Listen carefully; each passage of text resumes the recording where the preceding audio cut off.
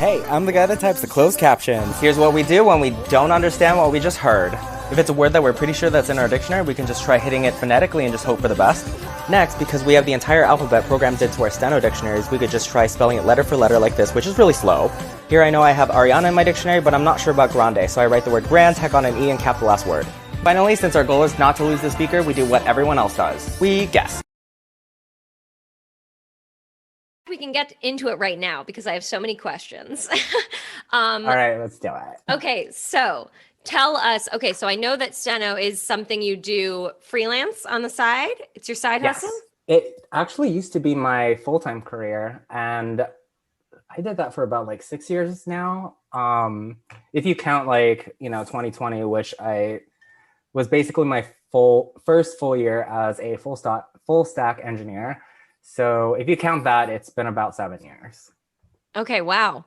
And tell us about where audiences would recognize live closed captioning. Where are we seeing that mostly? Yeah, so obviously the main place you'll see that is broadcast captioning, which is, you go to the bar or the gym and you see closed captioning. That's usually done by humans. We can get into that later because there is kind of encroachment by speech recognition technology into the field. But for by and large, the captions you see live, which means that the captions are scrolling and not popping on. That means that someone is actually typing that in real time or writing. We call it writing. That's our parlance. I mean, that seems accurate because you are writing it. Yeah. I have watched many of your TikToks, and I know that there are a few different types of shorthand. Yes. So tell us about your shorthand and how your steno machine works specifically. Okay, cool. So I don't know if anyone in the audience has seen my TikToks, but basically when you start learning steno, I taught myself, but most people go to a trade school for it. And it's usually like a court reporting program that you can take kind of like an elective offshoot to become a captioner, but it's the same basic-ish skill. So when you go to school for it, they usually give you a theory. And in my TikToks, I describe how theory is kind of like how in martial arts you have Taekwondo and karate. They both use punches and kicks, but in a tournament situation, the way that each fighter executes is going to be a little different, based on their personal history, like the kinds of, altercations they've got into and their style, right? Karate is going to use punches and kicks differently than Taekwondo, even though the objective, to subdue an opponent is the same. And so that's kind of how steno theories work. There are different styles, if you will. And, certain ones are considered more brief heavy, which means that the user is required to remember a lot more. Wait, hold on. I was looking up because y'all made the distinction between initialisms and acronyms. Okay, so acronyms. Mm-hmm. In this case, they're technically acronyms. Okay. So they're going to use different acronyms because the way that their theory breaks down phonetics is a little different than what I do. Okay, so going back to, because you said what's my style. Mm-hmm. I started with, these are all going to just be gobbledygook to most people, but Phoenix theory is known for being very, it's very mechanical and systematic. So I'll get into this later, but when you break down words phonetically, as long as you follow the rules of that theory, it's basically 99.9% of the chance it's going to translate against the dictionary. However, mine is, I actually started with that, and then I was this is just too much work. And I switched to a different one called Philadelphia Clinic theory, which is a little bit of an older theory, less computer compatible. So it was more developed before computer aided translation came along. So basically that step where we stenographers will type in our steno and then the computer just translates it, right? So that was kind of invented before, or they were all invented before, but this one just kept a lot more of the traditions of the past, I guess, which is having more phonetic conflicts. So words that peace, or um, die kind of thing. You know, you can write those words similarly. And then those are called conflicts, which then the transcriber has to go back and later resolve, right? So Wow. they'll go to every occurrence of like peace or like, I don't know, tea, or, you know, just any common word that would have a homophone, and they would resolve it. So like they'll pick it. But the ones that are purely real time, so like closed captioners and real-time stenographers, we tend to write everything one way so we know exactly how it comes out. But yeah, I tend to write a lot more brief heavy. I like having tons and tons and tons of shortcuts for like every imaginable thing. And there are some stenographers who write everything syllabically, like you can see every single syllable. And, you know, I just don't have the talent for that. I don't have the finger speed for that. So I rely heavily on like self-explanatory is splant, or acronyms, and acronyms is Crohn's, or initialism is like natials, you know, like I have like all these like, my memory load is very heavy because I have thousands of briefs memorized, but other people would prefer to just kind of like chug away. Yeah. Okay. So I have two questions off of that, because I watched this one where you and the other like TikTok celeb in steno, Isabel. Oh, Isabel. Yeah. Yeah. She was doing that quiz where she was having people guess what steno shorthand words were. And I saw this one come up that was dog, and it was written like TK and then an O and then a G. So at first glance, a lot of steno looks like nonsense versions of English words that in some cases seem to be almost as many letters.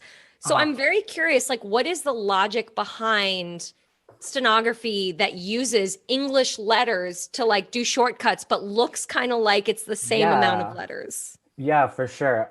That's a really hard concept for a lot of people to get, because we as in people who are used to normal typing, we're used to typing like the constituent letters of a word and then doing it sequentially. And that's kind of the only way we've ever really thought about inputting stuff. In stenography, sounds are parallelized, I guess. So is this the part where I ask how to share my screen? Yeah, you can probably just click share screen at the bottom of your Zoom. Okay, cool. Can everyone see this? Okay. Yeah. Okay, cool. So I kind of brought this up in preparation. So the stenography keyboard actually has very few keys, and it's kind of invented like that by design, so that your pinky rests on the S, and then your four fingers on your left hand rest here. Do you think you can expand that picture just so people can see, if possible? Yeah, that would be great. Okay, this is not. I'm just gonna even just zooming in. Yeah, that's great. That's great. Let's just do that. That's just easier. Okay. Yeah. So basically, these are like by finger. So this is your pinky will only ever touch this, and then your ring will only touch that, middle, and then index, right? This key, different people use it differently. I tend to only use my right hand on it. So like if there's a key or a chord with F in it, I will probably stick my finger right there. But if it has like P in it, I'll put like my index finger there and then my middle finger on P. But see, like this is like all like column organized. So like your index only ever activates these, middle, ring, pinky, and then you just kind of share these with your pinky. And then your thumbs are the only ones that are down here. So the reason for that is because on a normal keyboard, there's so many keys that like you have to kind of have markings on them, like to be able to look down and be like, oh, I'm on the Q, I'm on the Y or whatever. But on here, you don't have to, because every finger is assigned a column. So you don't actually have to like think about it.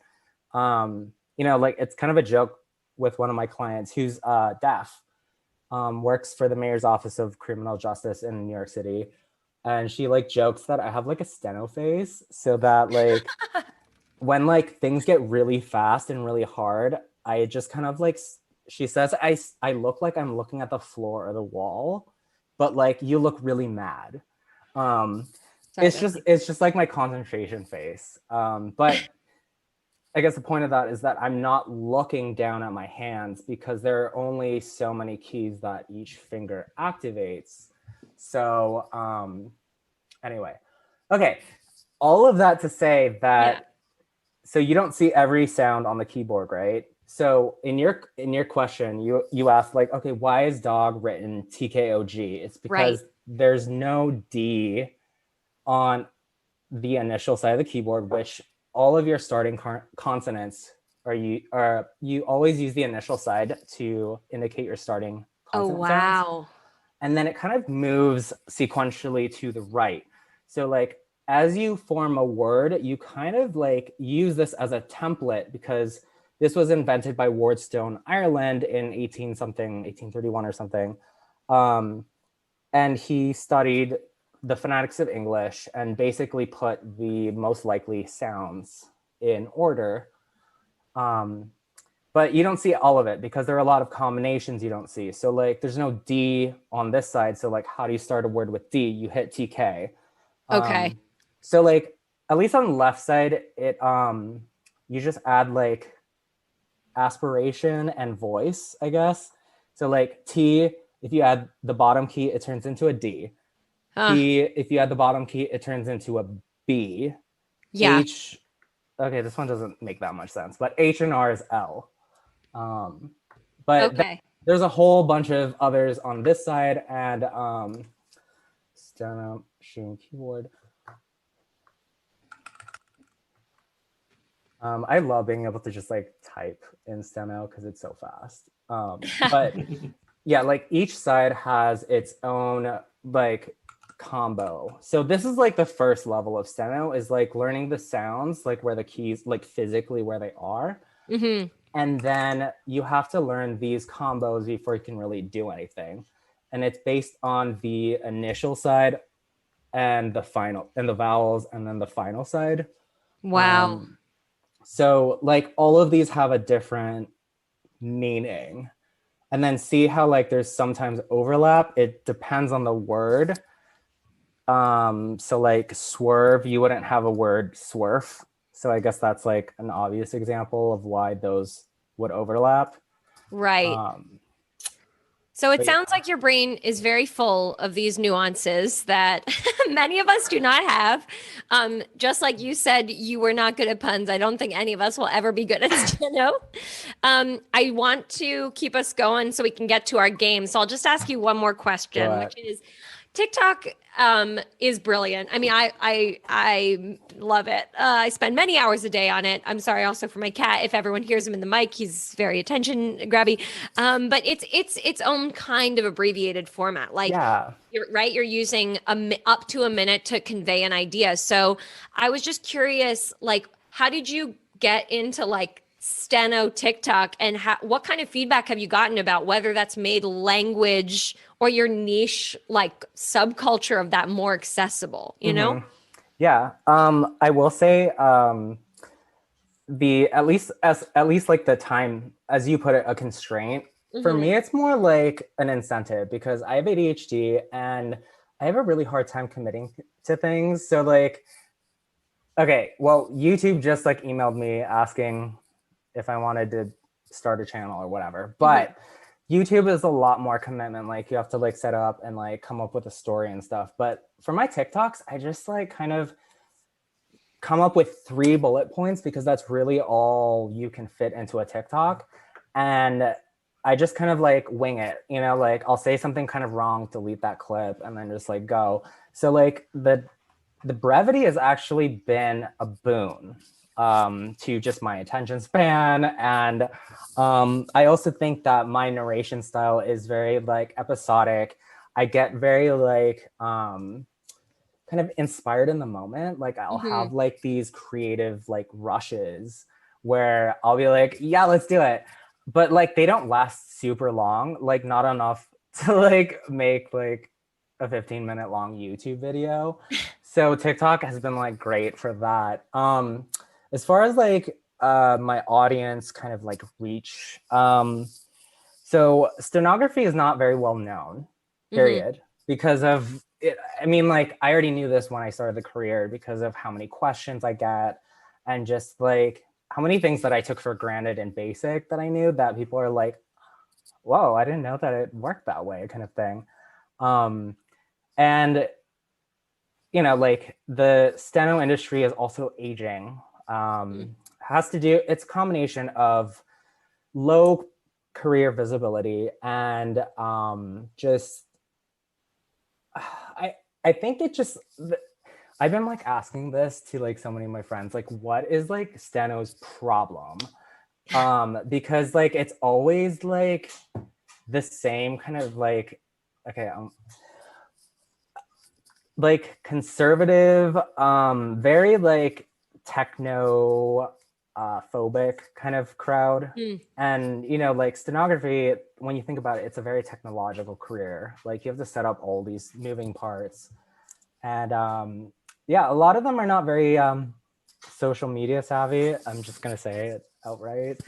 And I don't know, a lot of my colleagues have said it's been like great that I've been bringing more visibility to something that's, you know, associated with 50-year-old white women, and is actually a really just cool skill. Like I think there are just so many people in tech, you know, like I'm an engineer, so like I have so many coworkers. I have like two coworkers who are learning steno for me, and just like people who ask me questions on our company Slack. I even have my own like steno channel, just because like it's something that is very like technologically oriented, and people just don't have the exposure to it. And then yeah, and like also like language enthusiasts are also they're just like naturally drawn to it because it's like a meta language. Like you're not speaking English. So I also steno in Spanish. So I have a completely separate dictionary file that maps all of the shortcuts to Spanish words and phrases. So like I've done so many things that's outside of the very kind of like mainstream, like I'm gonna sit in a courtroom and take depositions. Like I've worked for Coachella, I've worked for the UN, I've worked for Michael Moore's show on Broadway, like just random shit.